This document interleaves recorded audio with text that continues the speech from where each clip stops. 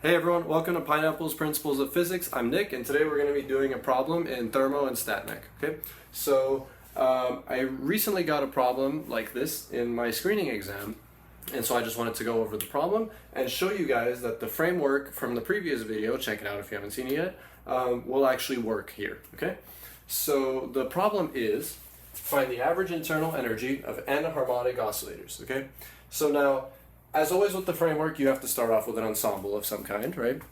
So you have to specify three variables of your choosing. So all the ensembles are equivalent. It will give you the same answer. Some are easier than others though, okay?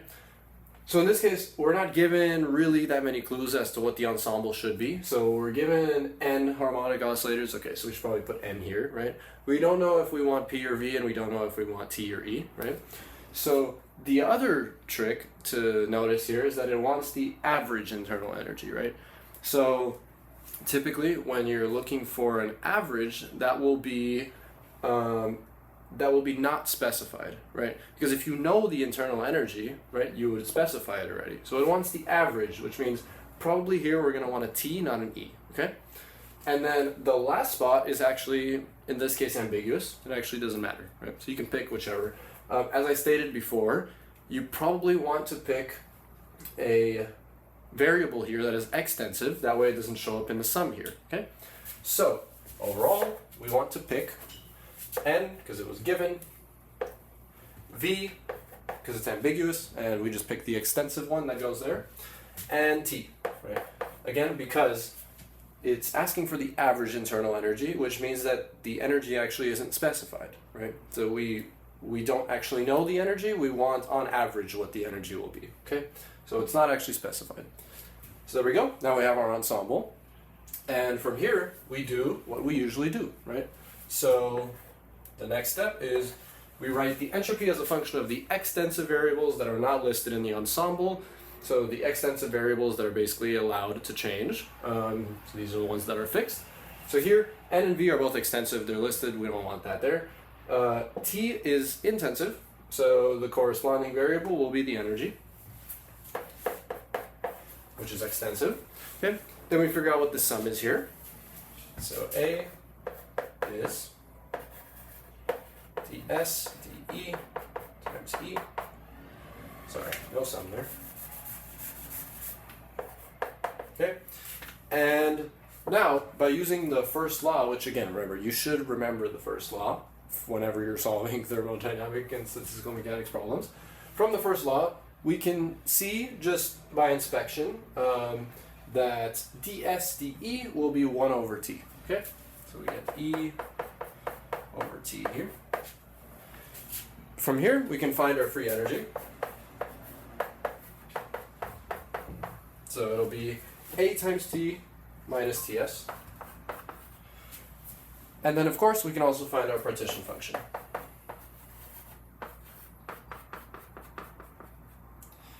So kBT, and then E. Okay, now, a lot of the times, 1 over kBT shows up pretty often in thermodynamics and statistical mechanics. So usually we give this a name, we call it beta. Okay, so you'll probably have seen this as e to the minus beta E. Okay, and now, the next trick is to realize that, so when you're doing the partition function, you have to sum up over the microstates. So what a microstate is it's basically one particular configuration that the system can be in, okay? So here we have n harmonic oscillators, right? Let's say we just have two. So let's say we have two harmonic oscillators, okay? Each harmonic oscillator, we know from quantum mechanics, that each harmonic oscillator has energy h omega n plus a half. Okay, so I'll label this one n1, I'll label this one n2. Okay, and here n can be any number, right? It can be any number from 0 all the way up to, you know, infinity, technically, right? So now we have two harmonic oscillators like this. The total energy of this system will just be the energy of this one plus the energy of this one, okay?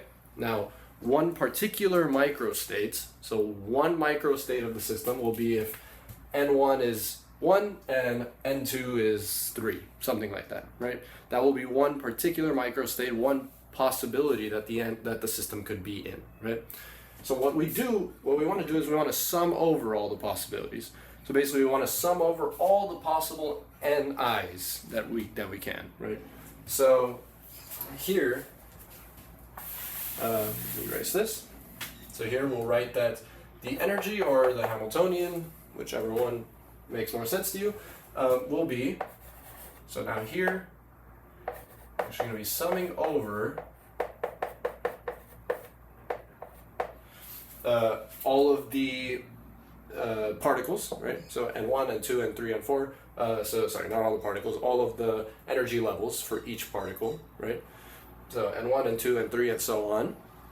And then in this sum, we want to sum over all of the possible N values that we can have, right?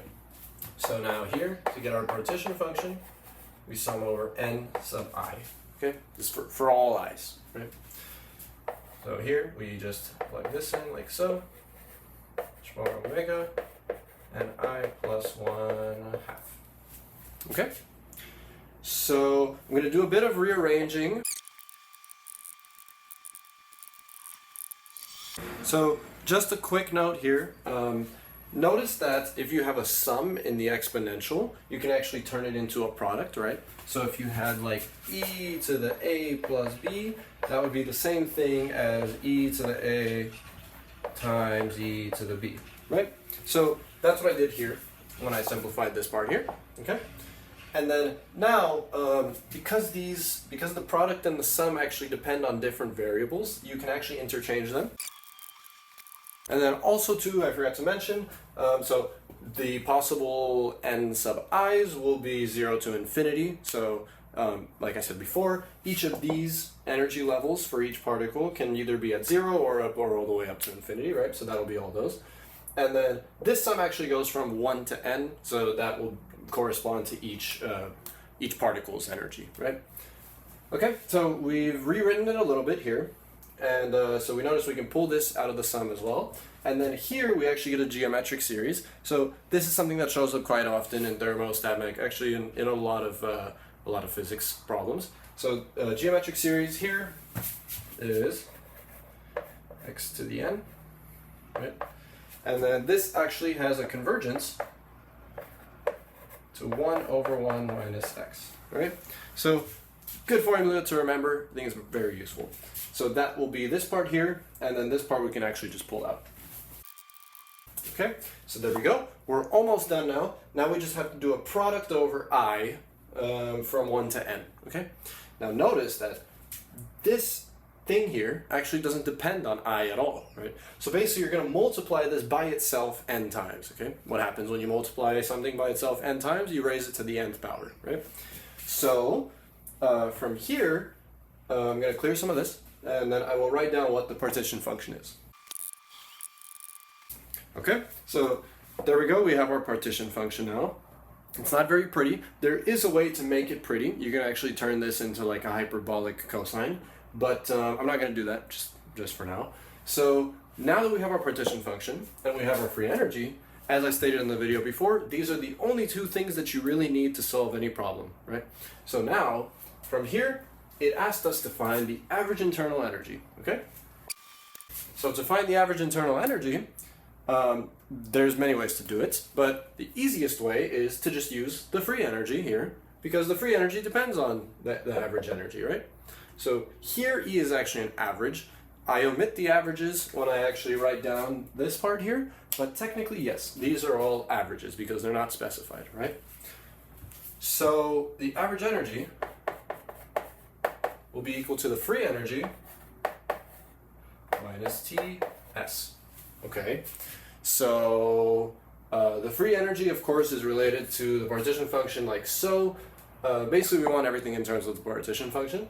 So the only problem that we have now is we don't know what the entropy is, right? We know what the entropy is a function of, but we don't know what it actually is. So what we do to get the entropy now is we take the differential of the free energy and we basically hope and pray that the entropy shows up somewhere, which it always will. So whenever you're using this formulation, the variables that you need to figure out will always show up in the differentials here.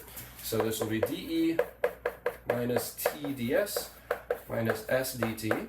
And then again, now using the first law here, we can actually cancel out these two, and we get minus P dV minus S dt plus mu dN. So we notice now the differentials are actually the ensemble we started with, which I erased, but it was the NVT ensemble, right? So the canonical ensemble, as they call it. You don't actually have to remember the names if you actually know the formulation, right? But in any case, we can figure out what the entropy is. It'll just be the derivative of the free energy with respect to the temperature, right? So this is a plus, sorry. So that will be free energy minus d free energy dt. Okay, and then now we just plug in the free energy in terms of the partition function, this one here, and we get. Okay, so I simplified there just a little bit. So I actually took this derivative here and there. So it's a product rule, right? There's a t here, and then z depends on t as well. It's hidden in the beta. So these actually go away. And then we get this, okay? So basically after this part, after you find the partition function, after you find the free energy and you do all that stuff, the rest is kind of just math. You just have to take a partial derivative with respect to the temperature, okay? So I'm going to go ahead and skip to that, but I will say that because this is a function of beta instead, I recommend that you do a chain rule. So you change the partial with t into a partial with beta, and then you take a partial with beta instead, but up to you. All right, so I'm back after some tedious algebra. So here we go. So we simplify, basically we change this into a partial with respect to beta instead. And then we take the partial derivative, and then we simplify it, and we get this here, okay? So this is actually something like a cotangent, a hyperbolic cotangent. You could actually look that up if you'd like, but in any case, this is the answer. So I hope that helps. So as you can see, the framework does work for answering problems, at minimum at least one problem. Yeah, let me know if you guys would like to see more problems, or if you want to see more of the framework or anything like that. So thank you guys for watching, and I hope you learned something new.